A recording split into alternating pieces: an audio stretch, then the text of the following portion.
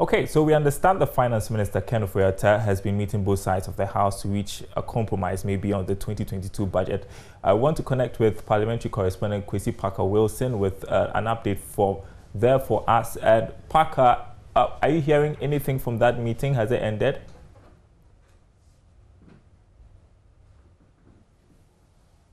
Meeting has been going on for almost close to 4 hours. And I can confirm to you that the Finance Minister himself, Ken Ofori-Atta, is in the meeting. And you recall that last Friday, Mr. Ken Ofori-Atta made a request to Parliament to engage the leadership further on the budget. Well, we do understand that that is being done right now, together with the entire NDC caucus and the MPP caucus. Just a while ago, just about 5 minutes ago, I saw the General Secretary of the NDC, Johnson Katia, walking out of the meeting. So we are getting some understanding that probably we are wrapping up with the conversation going on. But I have with me here Honorable Mahama Ayaga here. Just a quick one, Honorable. You have been, I'm sure you've been engaging with colleagues, and the minority made some demand. And we know that this budget is crucial as we heard, and it's important that we get the budget approved. For you, is it your reading that the NPP is conceding to the demands that you made? Well, I'm not in the meetings that are taking place, so I will not be able to tell what the NPP is conceding and what.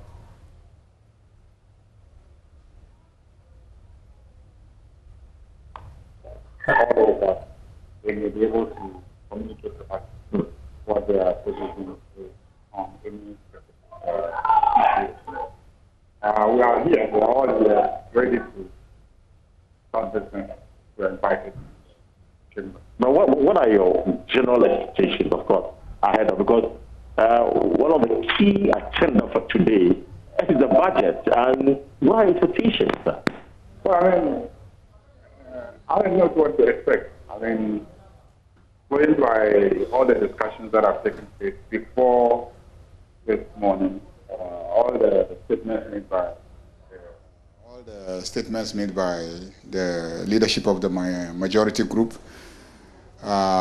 questioning what happened on Friday and threatening to set it aside and all that. If we're going to go by those public statements and pronouncements by people on the majority group side, I will be expecting that they will be coming here with a view to trying to set aside or try to set aside what happened on Friday. And I expect the minority group to, defend their actions. But then a more forward, looking approach will be to engage on the issues and to have some agreement on the issues so that based on those agreements, there could also be agreement on the way forward procedurally. If you have an agreement on an issue, then of course you will have to also agree on procedure-wise how you go about implementing that agreed position that you have arrived at. So if there's disagreement, then there's really no issue about it. So what will be the consequences if there's a disagreement today as well? If there's disagreement, it depends on what the disagreement is about. Is the disagreement about the taxes? Because that disagreement has already been expressed, which led to the votes against and the rejection of the budget by the minority group. And the NDC is not shifting ground, not changing its position. On what? That on the budget was rejected? Yeah. No. I mean, I can't tell you what the NDC position is on anything now, because like you yourself have rightly said, there are ongoing discussions, and it would be irresponsible on my part as one of the senior members of the caucus to be out there discussing the details when I haven't been adequately briefed as to the outcome of the discussion. But I know that, like you rightly pointed out, there's some conversation going on.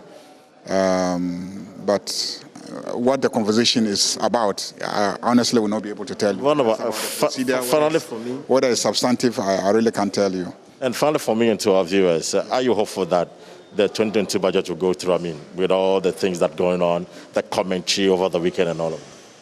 Oh, but there's no 2022 budget. It was thrown out last week. There's no 2022 budget. So you are ready for a new budget? So if they bring a new budget, which is at least progressive, meets Ghanaians at a certain point, I'm sure, based on the sentiments we get from our constituents, we'll decide how to proceed. And that those are the salaries have to be paid, the economy has to be run. With this your position, you're crippling the economy. Already the economy is in crisis. You take responsibility for that if that's the situation? I don't think so. I think that Article 180 of the Constitution makes provision for some arrangements to be made by the President and Parliament for salaries to be paid, for all the government expenses to be catered for.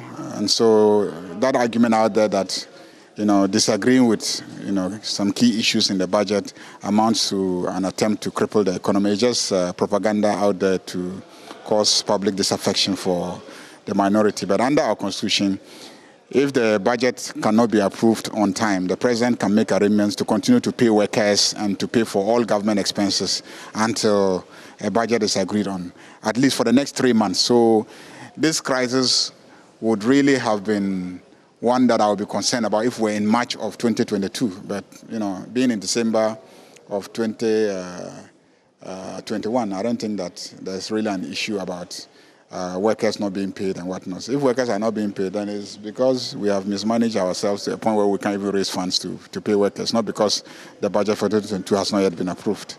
Honorable, thank you very much for your time this afternoon. So that's Honorable Mahama Ayaga there for you, making the point that the economy will not be in crisis if the NDC continues to reject the budget. The President can make arrangement to continue paying salaries and, of course, making sure that the economy is on a sound footing. So that has been the position of the minority. But as I mentioned, the meeting is still ongoing. The MPs who have been in the chamber only come to sign and walk out. And so the chamber, as we speak, is still empty.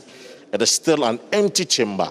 So when Parliament resumes, of course, we're going to bring to our viewers the latest update and everything that they need to know with regards to the budget. In fact, the minority insists that there is no 2022 budget. They're expecting a new budget.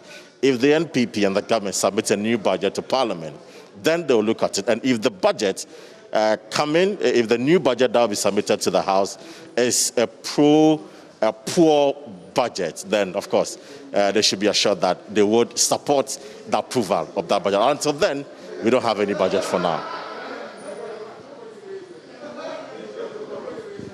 Thank you so much for that update from Parliament, where we understand the Finance Minister is in a meeting with both sides of the House. We are expecting Parliament to reconvene today over the 2022 budget. We expect two scenarios.